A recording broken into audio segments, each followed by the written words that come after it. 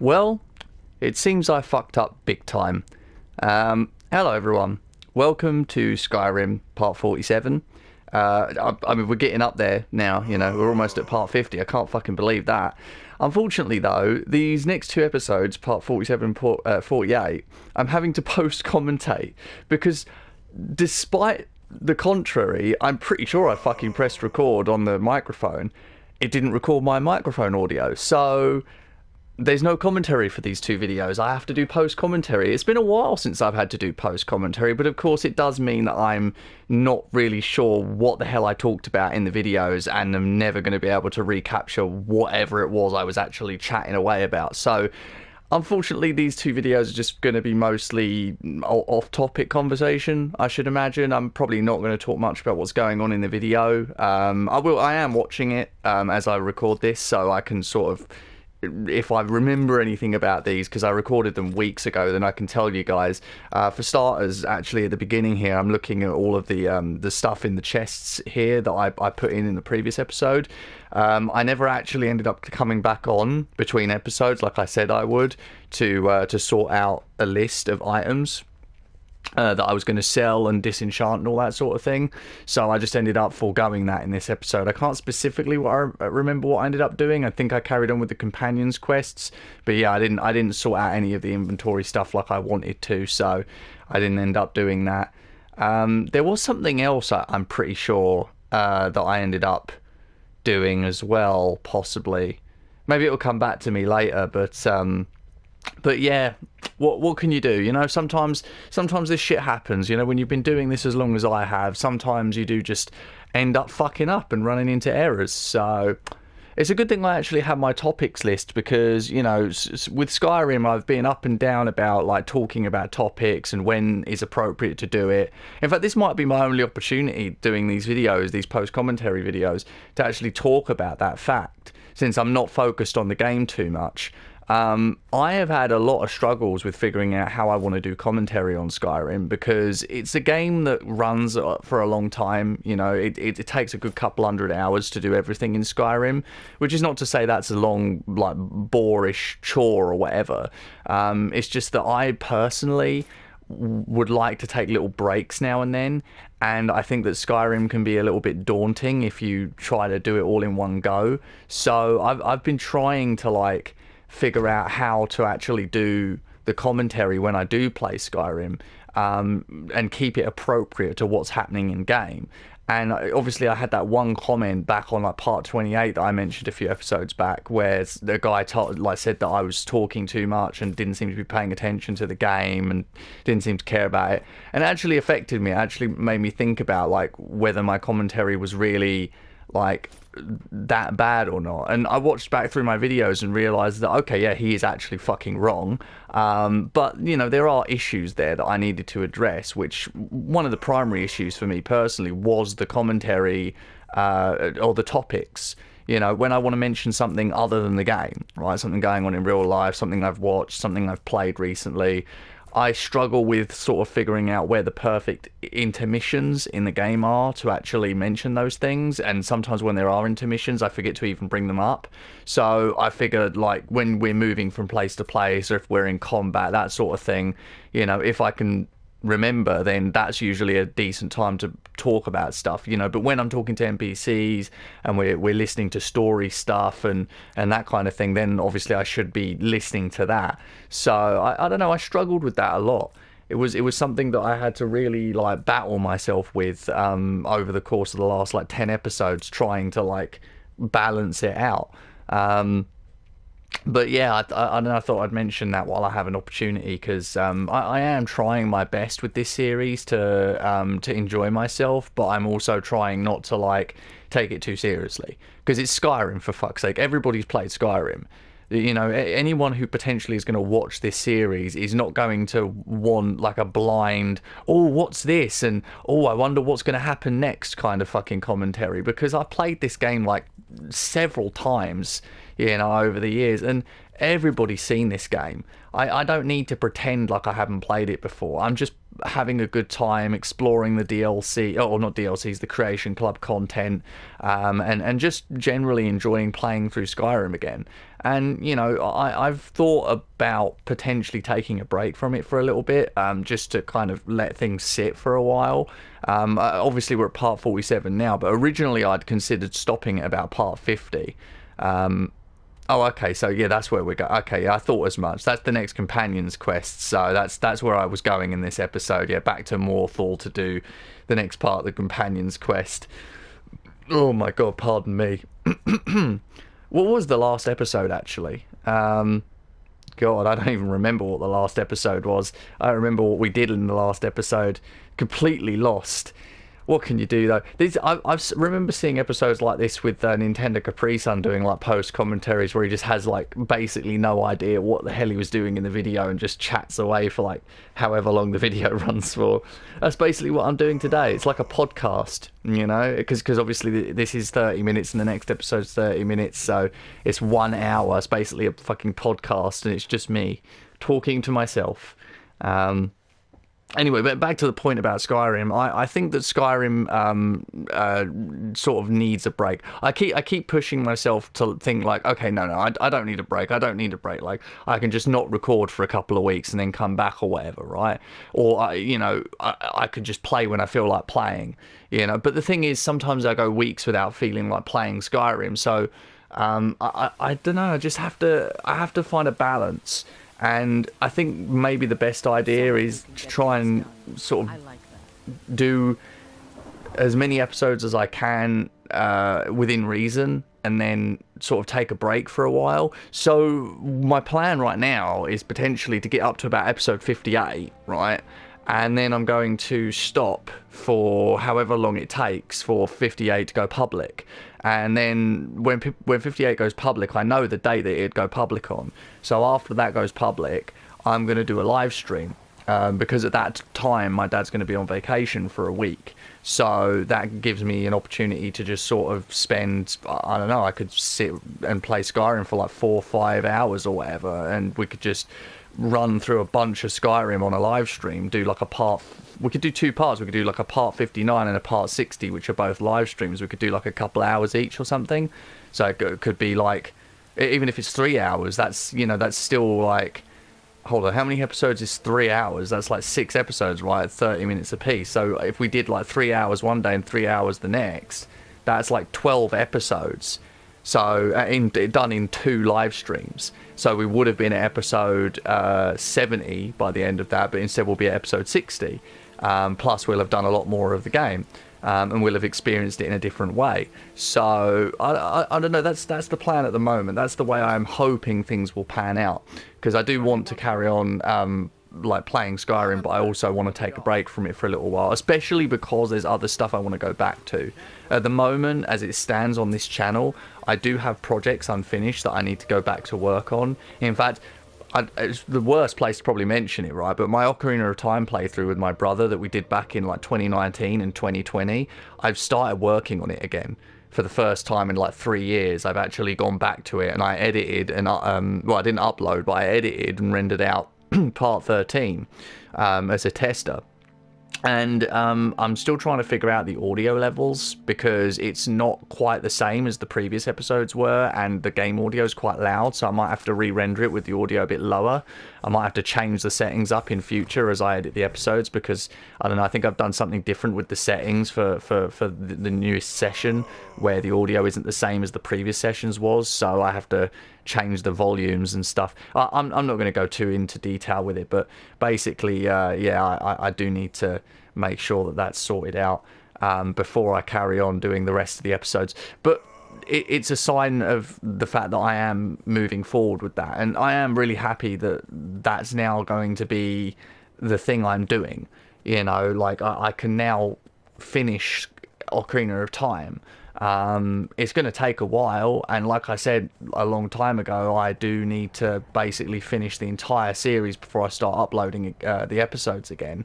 So by the time episode 13 does go up, at that point, that's basically going to be a signifier that, yeah, the entire series is edited and it's going to be going public into the future. Of course, to get time to do that, I need to take a break from other projects because I don't have a lot of time to do multiple different YouTube-related things nowadays. So I either record or I edit or I work on something else. And I don't get to do all three or all of everything at the same time. So I have to be picky and choosy about when and where I do things. So with Skyrim, I'd like to just sort of get to a certain point for now and take a break for maybe a month. And during that month, I can go do another project that I need to finish up. So, for example, I was thinking about A Hat in Time recently, which I need to go back to because I'm only at part 31. And I did Act 1 of Seal the Deal Arctic Cruise in the last 2 episodes that I did, parts 30 and 31. So I need to go back to that and do the other. I know there's 2 more acts to the Arctic Cruise, but obviously what I was doing before was playing them blind and doing a run-through blind. And then doing another run through like a day later, having, knowing what to do for a live episode. So that's what I need to do with the other 2 episodes of the other 2 acts of Arctic Cruise. And then once Arctic Cruise is done, I can move on to Yakuza Metro. So, and I reckon I can finish Arctic Cruise and Yakuza Metro and then do the final boss of the game within 10 episodes, which would take me to about episode 41 or whatever. And I hope that ends up being the case, because I reckon I could do that in a month. And if I manage to pull that off, then obviously I'm not going to worry too much about having to finish that project because it's going to be done. So... I told you this episode was going to be a fucking rambly mess, didn't I? We're only 12 minutes in. Let me see if I can remember what the hell I was doing in this. What we were actually doing in Skyrim at this point. Oh right, of course. So this is the cave, I think, where the witches are. I think. No. We had to fetch something from here, didn't we? This is like a bandit cave, and there's a chest with an item in it that you have to take. And then take back to your Vonska or whatever it's called. So I can't remember what the item is, but oh god, there was some. Do you know? I just remembered there was some really great commentary in one of these videos where I reacted to. Well, I'm not going to mention it now, but I'm sure I'll remember when it comes up when I'm doing this commentary later. I think it's in the next video, part 48, but we'll see. We'll see if where it ends up being. But there was a really funny moment that's now lost because obviously the commentary didn't get recorded, which, God, I'm so disappointed. I'm so disappointed. Whenever I record, right, I usually make sure the mic's plugged in, the red light is on my microphone, because if the red light is on, it means it's recording my voice, right? And I always try to make sure that that's on. I mean, 99.9% of the times, it has been on. This is the first time in years that I've accidentally, apparently not had it on.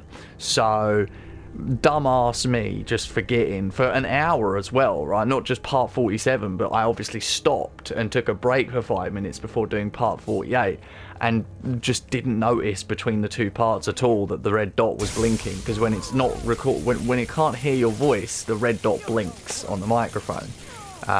So it's... Oh god, I'm such a fucking idiot. I really am sometimes. Let me see about mentioning a couple of other topics, I suppose, and if I remember exactly what's going on with this video, I can talk about it. But for now, it's just I actually added to the topics list a couple of days ago, so I can actually update you on a couple of things. I've actually been watching and playing quite a lot of stuff lately. I've been really trying to catch up with certain things, and also just check out some new stuff, right? So I've been playing a lot of 3D platformers. I have mentioned it in previous Skyrim episodes, but there's a bunch of them that have come out on Switch, but not on any other console, and they're not, you know, sorry, they're all inspired by PS1 N64 era 3D platformers like Mario and Spyro and Banjo-Kazooie and all that stuff. So you got games like Tori, right? You got Tori Saturn, which was a Sega Saturn original Tori game, Tori 2, Tori 3D, and then I think there might have been another Tori, but Tori 2 and 3D are the only ones on Switch. And then you had Super Kiwi 64, MacBat 64, Regina and Mac, which all of those games, by the way, are all connected. They're all made by the same developer. There's another one called Beanie as well. And they're all connected to each other in some way or another, like an interconnected series of games, which is super duper cool. But they're all like really short. They're not that pricey, actually, for how short they are. The Tori games are like an hour and a half if you play them casually. Right, what item were we looking for? Oh, right, of course, yeah. I'm just looking at the footage again to see what we were looking for. The Silverhand Stratagem. So that's the journal for they want to know Silverhand strategies, know where their bases are and stuff. That's right. That's what the companions wanted to know. God, I feel like I'm just being dragged along for the ride on someone else's video right now. It's so weird. It's such an odd experience. I should have watched this video beforehand, but I didn't want to watch it twice. I didn't want to watch like 30 minutes just to see like what the hell was going on in this video and then watch through it again to do commentary. It just seemed pointless. I figured if I just watch it, I can react to anything specific or talk about anything specific that might be on the screen that I think needs to be talked about. But for the most part, though, it's Skyrim. You know, going through dungeons, killing bosses, looting chests. You know, that's Skyrim for you. It's a lot of fun, certainly. But yeah, back to what I was talking about though. So yeah, you got a lot of these small, short, not so pricey kind of platformers like Tori and Beanie and Max Back 64, Super Kiwi 64, all that sort of thing. Then you've also got more modern stuff like Frogan, which I haven't yet played, but there is another one called Clive and Wrench, which I have played, and I believe I mentioned that in previous videos, but for the sake of posterity, I'll mention it again here.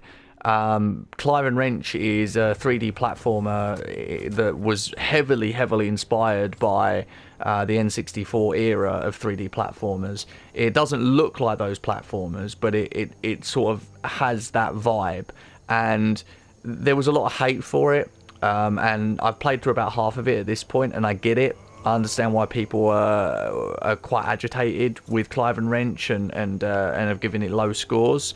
But I think a lot of people probably missed the point with Clive and Wrench, because I've been following it personally since, I think, 2014. It was in development for over a decade. And the thing is, like, one guy basically poured his heart into this game. It's a game that came from a place of genuine love and passion for the genre, and he wanted to make something of his own to put in that genre. And you know, for like a single person and maybe a couple of other people on the dev team involved in making various aspects of the game, I think it came out pretty damn good. It can be janky, the controls can be fucking janky, the camera doesn't always work properly, there's still bugs and a few glitches in the game, but do you know what? You can, if you really like pay attention, you can see the love and affection that actually went into it. You can tell that there was like a lot of work genuinely put into it, and I appreciate it. You know, I do. I think that it's fantastic for what it is. I'm enjoying it as it is so far. There have been obviously some points where I've had to, you know, get through some bugs and some jank in order to do certain parts of the game. The very first boss of the game, Ripperoo, or whatever, or Jack the Ripper, or Roo the Ripper. I can't remember. He's like a rabbit version of Jack the Ripper, you know, from Victorian London. And he like throws knives at you, but the controls are so janky, it's kind of hard to avoid his knives at times. And the platform that you have to run around on, the camera doesn't always work for you, and you end up falling off and losing your lives. And it was just kind of annoying. It took me about 20 minutes to do it, and about maybe several tries. But I mean, at the end of the day, every other boss has actually been much easier since then. But I think like 20 minutes to do one boss is a bit much.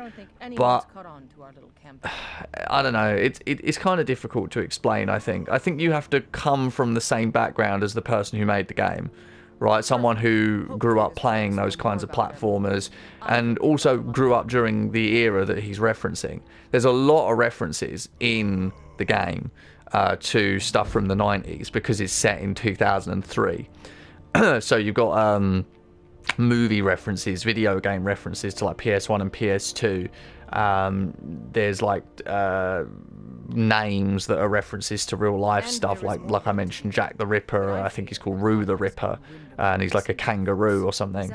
A Cleopatra, which is just Cleopatra as a cat, and it's just, you know, lots of funny stuff like that, and it's got that same sort of comedy humor as Rareware Games did. The guy obviously is from the same background as me, right? So in terms of, you know, appreciating 3D platformers. So I think that because I'm from that same general background, I really enjoy that stuff. And I get where he's coming from with that game. So, oh, here's something funny I can mention. I remember this. For some reason, Codlac like needs to talk to you at this point on his chair underneath your Vonska.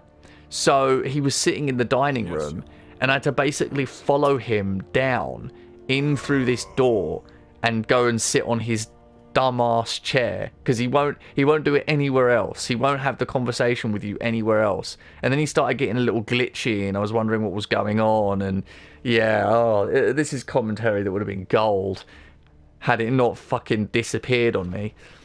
Had it not just not recorded. Bollocks to you. So yeah, anyway, Clive and Wrench, good game. I mean, not the greatest, but you know, it does its job, I think, personally. And there's other games that I will be playing in, you know, in the 3D platformer genre, like Frogan, very soon. But right now, that's just, you know, I'm going through various little things. Let me actually, since I've been rambling on for fucking ages here, let me just tell you what's going on in the game here, because I do kind of remember. So here Codlac tells the story of how the companions were cursed with the beast blood, and the beast blood go to the wilds, the Daedra, who you know is like the stag from earlier in these missions, I think. But yeah, he wants to go to the Nord heaven, and he doesn't want to go to the Daedra realm where the werewolves go. So he tells how the witches of Glenmoral were the ones that cursed them, and he wants you to go and fetch like a head of one of the witches to do a ritual so that they can rid themselves of the curse of being a werewolf. So yeah, that's the dealio, as badly as I just explained that. But yeah, he's going to be talking about that now. Yeah, companions are nearly 5,000 years old, all that good stuff. So, God, it's so... Post-commentary is just not the same, man. It's not the same as live commentary. Yeah, it obviously isn't, because those initial reactions to things are always going to be the best. I've had this problem a lot over the years, actually, where you're recording something and you have like a really great moment, and then like you have to kind of recreate it because the fucking commentary got fucked up or something, and it's just not the same. You can't recreate magic, man. You just can't. It's happened a few times to me over the years, and it's unfortunate when it does. It just means that this episode is going to be kind of disappointing and lackluster and rambly, and it'll be the same next episode as well, probably. But maybe I'll try and like structure the commentary for part 48 a little better. You know, I'll make sure this part like is rendered out and uploaded, and then I'll take a little time to think about how I could structure 48's commentary, what specifically I could talk about. That way, like, I might be able to stop myself from constantly going, you know, or ah, and all that other shit. Oh, God. There's about 6 minutes of this episode left. So how about, since I'm just rambling away anyway, you know, this is the Rambler part 3, I guess. Actually, I can't call it the Rambler because I have to make it clear that this is a post-commentary episode. So, I suppose I could just say, like, in the description, aka the Rambler Part 3, but the title would be something like, I forgot to record my commentary or something like that. And then description is just aka, aka the Rambler Part 3. But yeah, so before this episode ends, while I'm still rambling away, I have also been playing Down in Bermuda over the last couple of days, which is a puzzle game. It's only a few hours long, so I've been having a lot of fun with that. And I've also, on and off, been playing Splatoon, because the servers for 3DS and Wii U went down recently, so I set up Pretendo on my Wii U and got a Pretendo account running. And I started playing Splatoon again through Pretendo. I got my character to level 10. I was told I can transition my save data from my other file over to my Pretendo one, but I chose not to, although I probably should, because I got a lot of game saves that I could probably do with moving over. But then I probably should replay all those games again, to be honest. Wind Waker, Twilight Princess, and all those other games. Captain Toad. But yeah, Pretendo's been pretty good, actually. I'm quite happy with it. I hope that they actually do a good job in, like, finishing it and making it run, like, perfectly. One day we all hope for, like, 100%, so that it's, like, fully working. And then the only thing they need to do is server maintenance, just to make sure that, like, it can continue to run with however many people are using it. And then that'll be it. The Wii U and 3DS can keep running in perpetuity as long as, you know, there's donations going in to keep the server running. So I did mention that, actually, like, at some point it's gonna have to, like, they're gonna have to start, like, asking for money, because servers aren't free.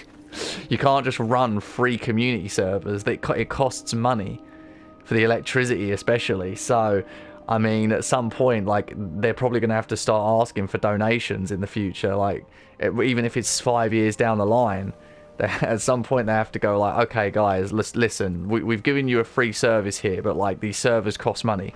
You know, we can't afford to, like, keep them running if people aren't giving us money to pay for the servers. So people don't want to acknowledge that right now, I don't think, because it's still free, but there will come a point where they will start asking for donations, because it's just the way of the world, you know? That's capitalism. Alright, anyway, we've got a few minutes left, so let me try and round down what I'm saying here. So, okay, here I was trying to look for Uthgard again, right? So, this actually leads into what I was saying earlier about something funny that happens in the next episode. So, I was looking for Uthgard, right? And I thought, like, okay, if I can't find Uthgard, I'm just going to pay for Janasa again, right? To help me out with the next dungeon I need to go to. So, I paid Janasa, I believe, to just come with me. At some point here. I'm sure I did. Oh, no, I was just... I think I was fucking around with her there, because she wasn't, like, moving. She was just standing in place. She didn't seem to want to go anywhere, which was really weird. I have no idea why she was doing that. That was some weird shit, man. Oh, oh, good lord. This fucking game is so... There's something so magical about the jank in Skyrim, you know? Even with the unofficial patch turned on, there's still just random shit that happens all the time. God, and I still couldn't find Uthgard. I genuinely don't know where Uthgard goes when I send her away, or when she leaves to go back home. I don't know where she goes, because I've checked her house, I've checked every other fucking building in the city, apparently, and she's just never in any of them. Like, I just don't know what happens to her. I don't know where she goes. She just vanishes. It's so fucking weird. You know, I'm looking around in all these buildings that I've seen her in before, and she's just not there now for some reason. It's just the weirdest shit. So fucking weird, man. Oh, before I go, by the way, because we've got 2 minutes left, I might mention this in the next episode as well, but unfortunately, I was keeping a checklist. I had the Morrowind checklist, the official, or the Skyrim checklist, sorry, the official one, which helps you to keep track of, like, quests you've done, items you've picked up, that sort of thing. And unfortunately, I lost it. because it was on a computer that got fried, unfortunately. So I either have to... I've got the checklist again, but it's new now, and I would have to watch through all fucking 46 previous parts and this part and the next one in order to properly fill it back in and get everything back up to scratch. And I don't know if I'm going to be doing that. I might just do basics, like filling back out the quests that I've done and stuff, like, and leaving everything else for now. But, like, I really do need that checklist. It was really important to this playthrough, so... Oh, as unfortunate as that is. Oh, okay, so this is where I was talking about what we were going to do next episode. Yeah, so I was talking about going to Falkreath and travelling up north to that cave where the waypoint is there. That's what, yeah, Glenmoral Cave. So that's what's going to go on in the next episode, is me travelling up to Glenmoral Cave. So, right, well, with that said... That's the end of the episode, so I hope this rambling nonsense was somewhat entertaining, and yeah, I am very sorry I forgot to record my commentary. Fucking idiot that I am. But that is it. Thank you very much for watching, and I will see you in the next one. Bye-bye now. Bye-bye. Bye-bye. Bye-bye.